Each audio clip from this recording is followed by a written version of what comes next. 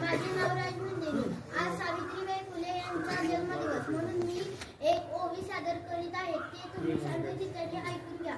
पहिली माझी ओवी ग सावित्रीच्या बुद्धीला, पहिली माझी ओवी ग सावित्रीच्या बुद्धीला.